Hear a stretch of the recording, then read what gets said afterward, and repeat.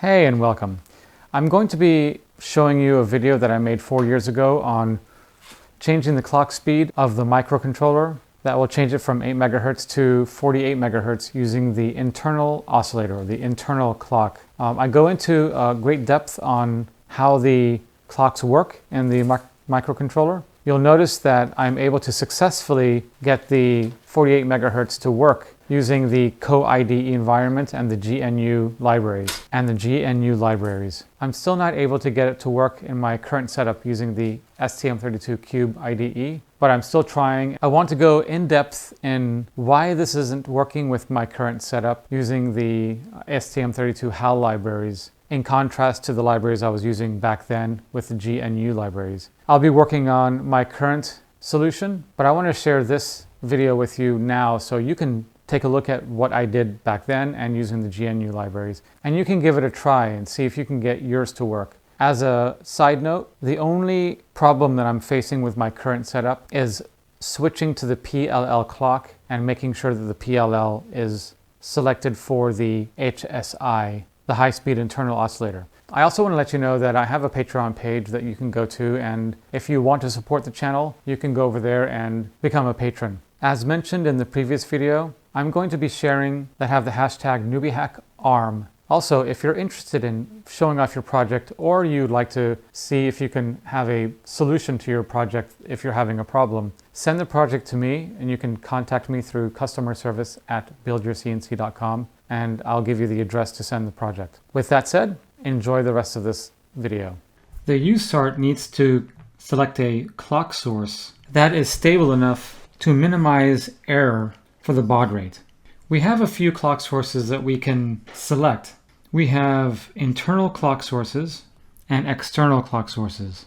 For the internal clocks, or the clock sources, there's the HSI oscillator and there's the LSI oscillator. The HSI is the high-speed internal oscillator and the LSI is the low-speed internal oscillator. And the high-speed internal oscillator is at default 8 megahertz for this particular chip. The LSI, the low speed, is at 40 kilohertz. The internal oscillators have a certain amount of inaccuracy. The internal oscillator is inaccurate because it uses an RC oscillator. The RC oscillator is inaccurate because it's relying on mainly resistors and capacitors, and sometimes transistors, to create a sine wave. And because these types of components are generally sensitive to all kinds of things, including temperature and the tolerances of the resistors and capacitors.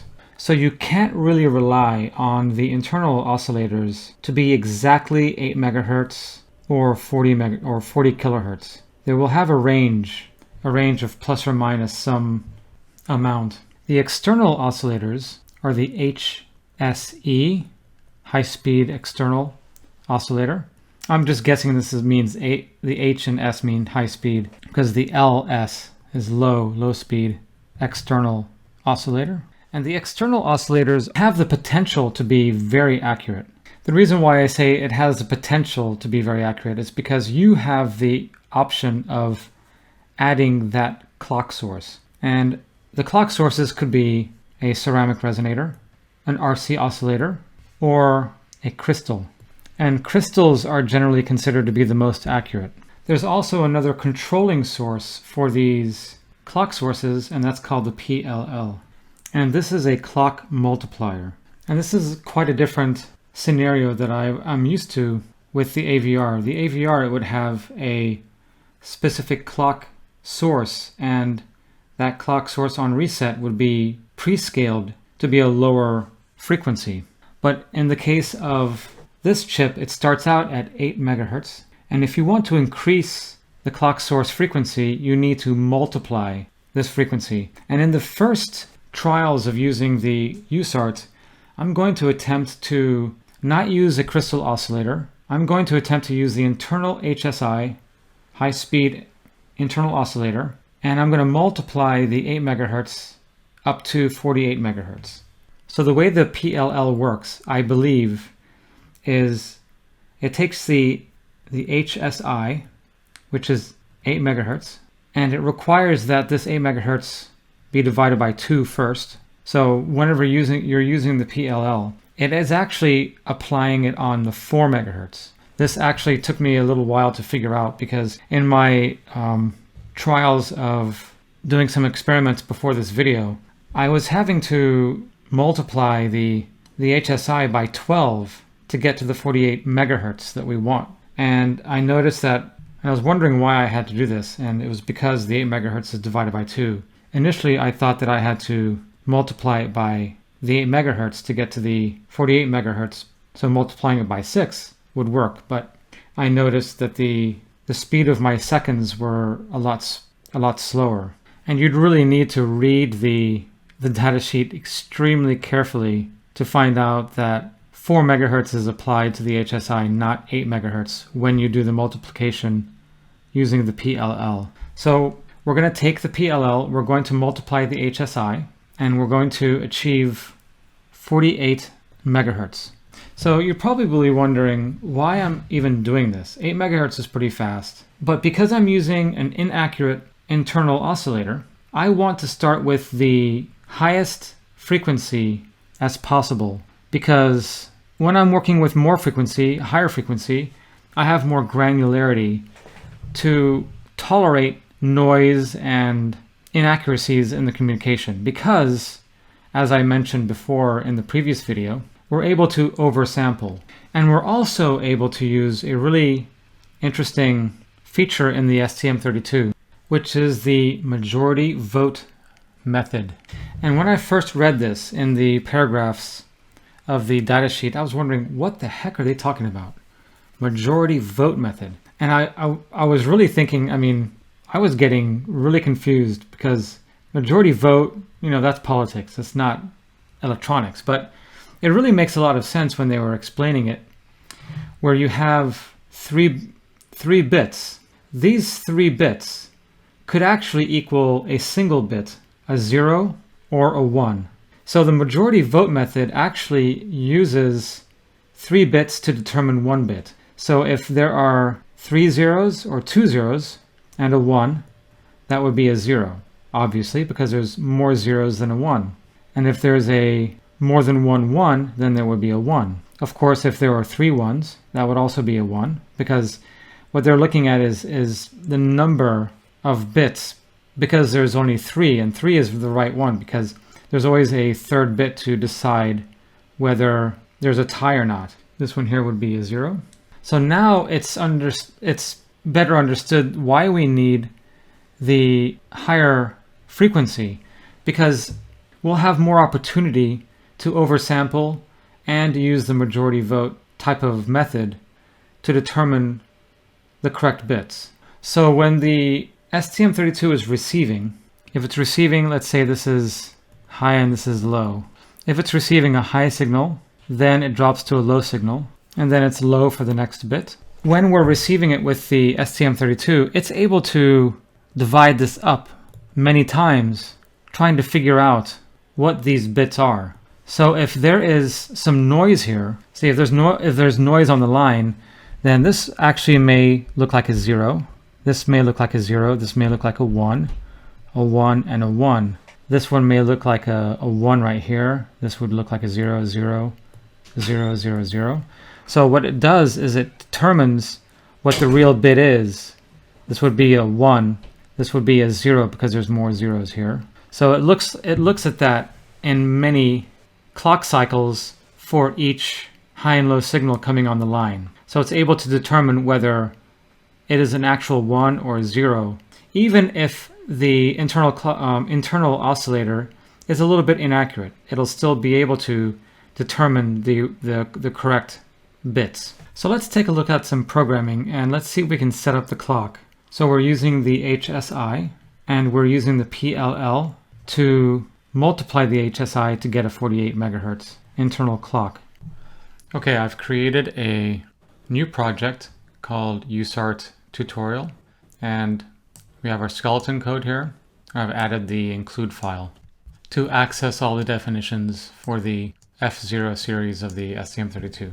To be able to multiply the HSI, the high-speed internal oscillator, we're going to need to access the PLL bits in a couple registers. The RCC, which is the reset clock and control register, and this one is the clock control register. And we'll be looking at the PLL ready, PLL on, and we'll also look at another register called the CFGR register, the clock configuration register. And you'll see that there's a lot of PLL specific bits in this register that we'll need to control as well. Let's take a look at what the datasheet says to enable the PLL and how to use it. In section 7.2.3, which is the RCC Reset Clock and Control section of this document, it tells you generally the process on establishing the PLL.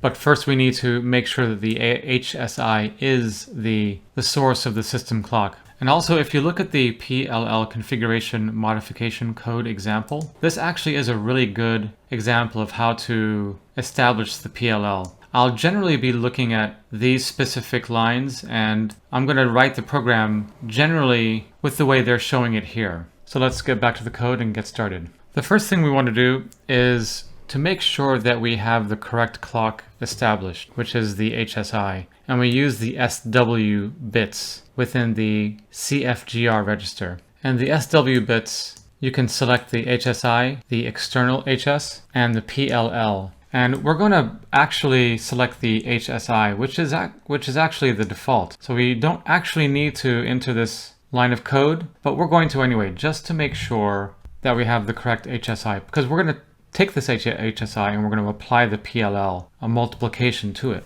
So in the main, we'll access the RCC, Reset Clock and Control Register, and the CFGR register.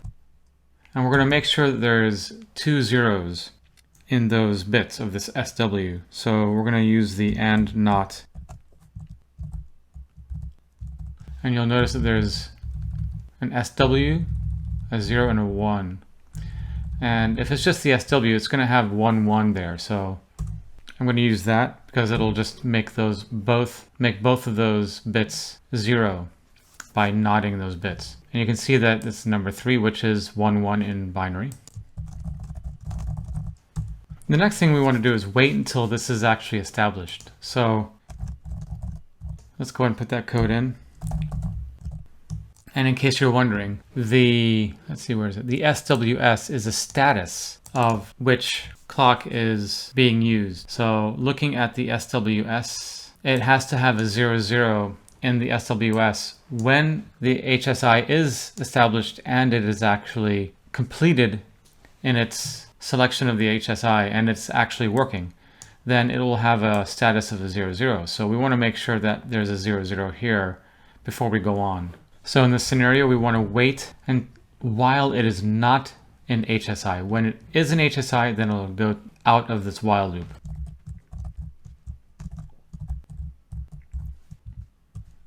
When it's not equal to, and conveniently, it has the HSE, HSI, PLL already here, so we can just select that. And you'll see that it has 0, 0 here. So if it's not equal to the 0, 0, it's going to continue in this while loop. And when it does equal the 0, 0, it'll go to the next line of code. Now, according to the data sheet, we need to make sure that the on state is off. It's 0, because we want to make sure that it's fully stopped before we make any changes to any parameters with PLL. Because we're going to need to use the PLL for multiplication of the HSI. So that's one of the parameters that we're going to have to invoke. So we have to make sure that the PLL is off. Then we change the parameters and then we turn it back on again. The PLL on happens to be in the CR, the clock control register. So we'll access that. And we'll also need to access the PLL ready bit to make sure that it is fully stopped. Let's see what it says for those two. PLL enable, we're going to make sure that it's 0. And we also want to make sure that it's unlocked.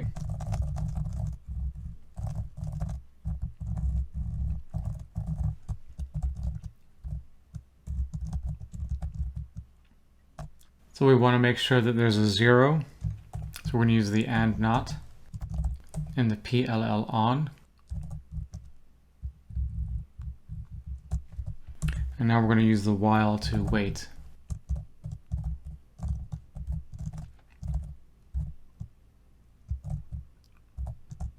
We want to make sure that that is not equal to 0, because we want this to continue waiting while it's 1, which means locked.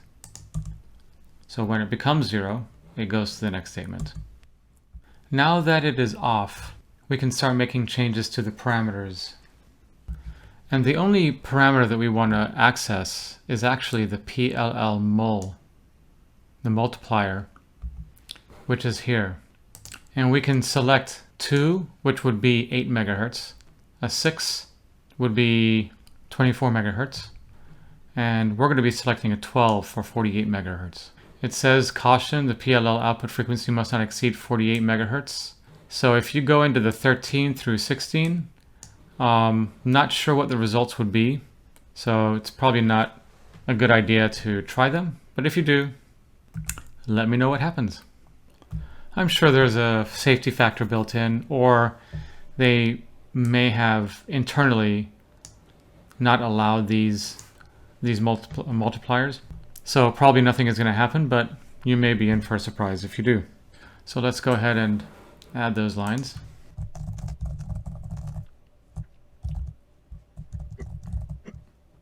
Before we continue, you'll notice that there's 4 bits, and if we wanted to set 1 by 1, we could do that. That would take 4 lines or four settings of the bit. But there's already definitions for these that will set the appropriate number or the bits. And I noticed this in the program, that it first sets them to 0 and then it sets the appropriate clock. And that way you can ensure that all of the bits, if they had a 1 in it somewhere, that it won't cause a problem if there's supposed to be a 0 in that location. So let's go ahead and set this to 0 first.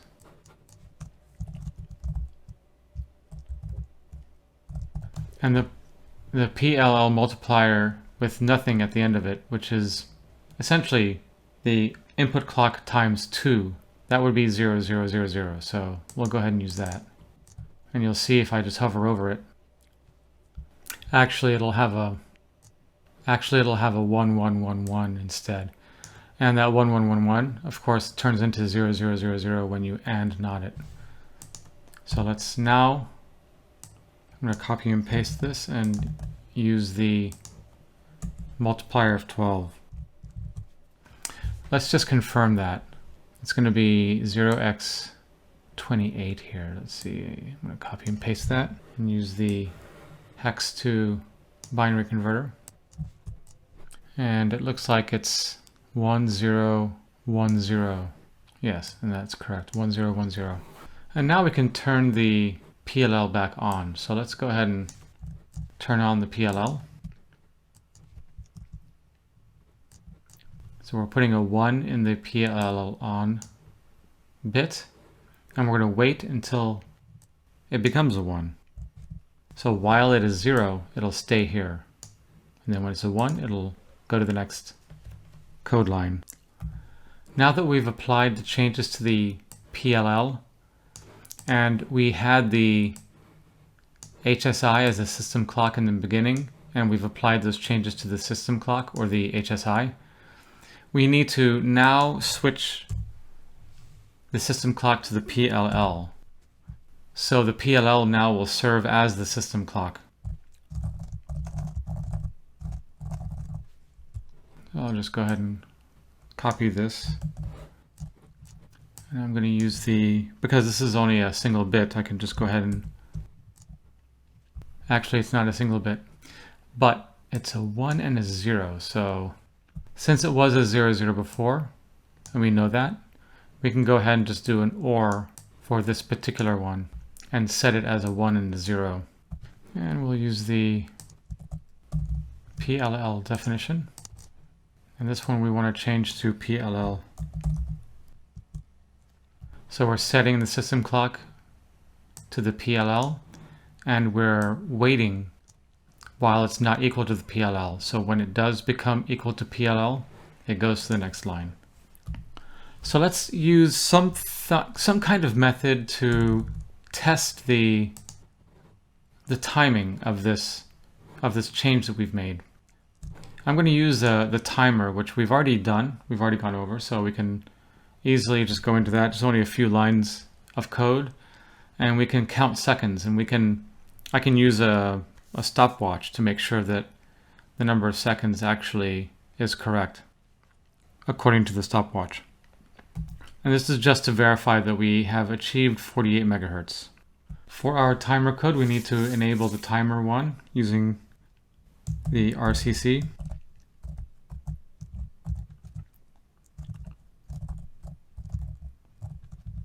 So we've enabled the timer. Now we need to enable the counter. We're using the time 1. And the counter enable is in the CR1, control register 1. And the CEN is the counter enable. And we're going to use the counter to visualize these seconds using the STM Studio. Now we need to determine a prescaler. And our prescaler is going to be some number that I divide into the 48 megahertz to get some number that I can use with the ARR value, the auto reload register. So what I'd like to do, the auto reload register can only be up to 65,535, and also the PSC, the prescaler. It's a maximum value of 65,535. And if I take 48 million, if I actually use 48,000, which is less than 65,000, I will be left with 1,000 for the ARR value, which means that I would be getting a millisecond level of granularity in the counter. And that actually is pretty good because 1,000 milliseconds equals 1 second. So use the ARR and we'll make that equal to 1,000. So 1,000 times 48,000 equals 48 million. So at the ARR, if it counts up to 1,000, it's going to go back down to 0. Then count up to 1,000, back to 0. Count up to 1,000, back to 0. It's going to have a zigzag or a serrated kind of look to it. And we're going to be able to visualize this with the STM Studio. So let's take a look at the counter. So we need to show the counter. In fact, let's go ahead and create a variable here. I'm going to create a volatile inc. I'm going to create a volatile int. I'm going to call it count. And I'm going to set it to 0. And let's go ahead and take a look at that first. So the count is going to be equal to the timer 1 counter. So it's just going to equal what's in the counter register. So we can visualize this in the STM Studio. So let's go ahead and take a look and see what that looks like now, and then we can create seconds if we want to. Let's build this and see if I have any errors. Yeah, lots of errors. Oh, I didn't do the config, the HAL config, so I got to do that real quick.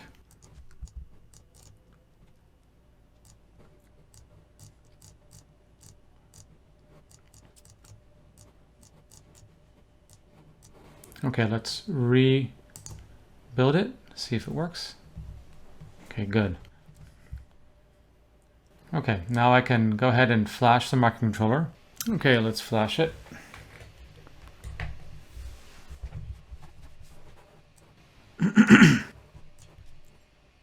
All right, now I'm going to open up the STM Studio because it is running now. And I need to access the count variable. So I'm going to click the right button here and import. I need to look up the file. So let's see, where is it? phood, the co-IDE workspace, and the UART tutorial. I think I have to go to app. No. That's the UART tutorial, debug, and the bin, and we need the elf file to access those variables. So you can see we have the count variable here. I'm going to import that, close, and I'm going to assign this variable to the var or variable viewer. And we're going to see the counter in this graph here. We have to make sure that, because I have the counter going up to 1000, we want to make sure that we change the upper value to at least 1000. I'm going to go 1100. And I'm going to have the lower value to -100. So we have some space on the top and the bottom to see the counter. And we know that it's not going beyond those bounds. So I can go ahead and press play and I should see it. Okay, good. And it looks like it's going pretty slow actually.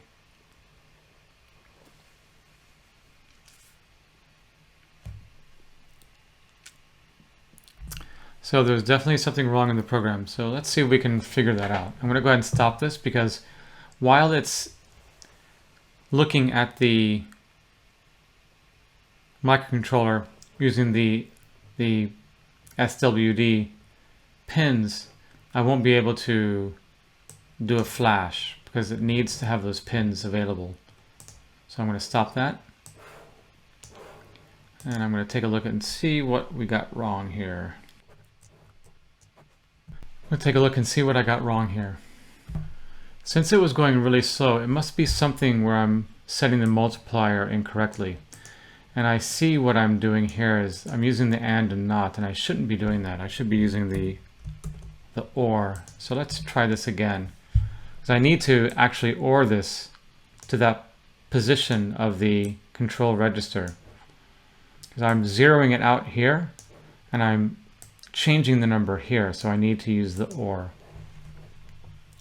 So let's go ahead and build it again and do another flash and see if it works.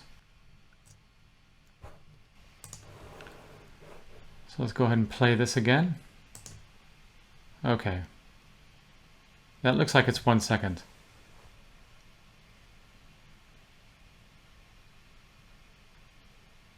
Yeah, that feels like a second to me. Each time it goes up and down, it should be 1 second. Okay, so let's go ahead and add a second in here. A variable called second.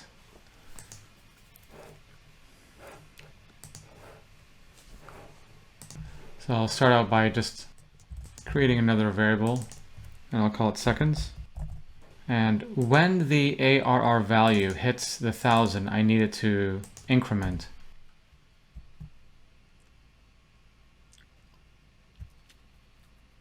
And if you remember back in the timer counter videos, there was a UIF, the update interrupt flag, that we can access when the ARR or the counter reaches the ARR value. This UIF will jump up high or become a 1. And we can test for that to increment the seconds variable. So if the timer 1, I think it's in the status register, SR, and the mask is the UIF. Yeah. If that is high, or if it's true, if this mask, which is the UIF bit in the status register, and if it's equal to a 1, then we're going to increment the seconds variable. And then it doesn't automatically turn off, so it'll stay high until manually we turn it off. Of course, we have 1000 milliseconds to be able to do this, so it will do it in time. But if we didn't, if we had microseconds, turning it off may actually be not a very error-free way to do it. But in this scenario, it's very easy because we have a lot of time to turn it off. So I'm just going to copy and paste this. Actually, this would be easier. So we want to reset by using an and a not. We're resetting the UIF bit. Now we should be incrementing the seconds. We should be able to see that in the STM Studio. And then we're resetting the UIF and it starts all over again. So let's go ahead and see if I have any errors. Looks good. I'm going to go ahead and flash the microcontroller and start the STM Studio again. I actually closed the STM Studio, so I need to put the count back in there, the count in the seconds. But generally you should be able to just add it in there. So I'm going to import again.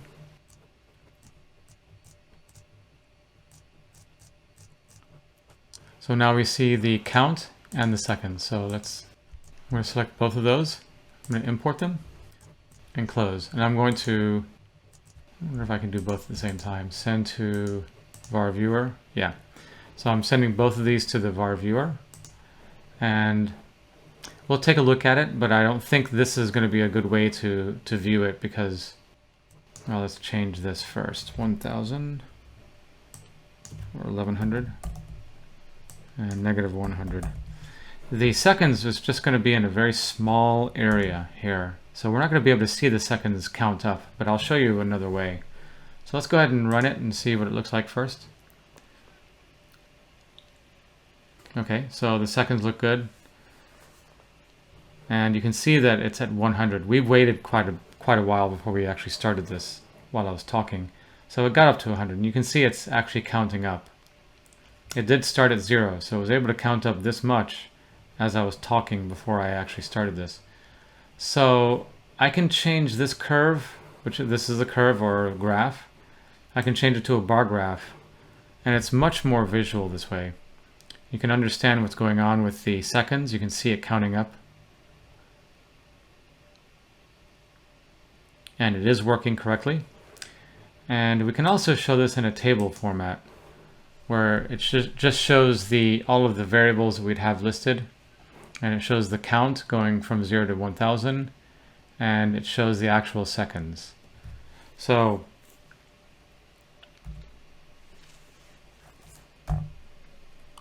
we can see that it's working correctly, and we are pretty certain that we got the microcontroller to 48 megahertz.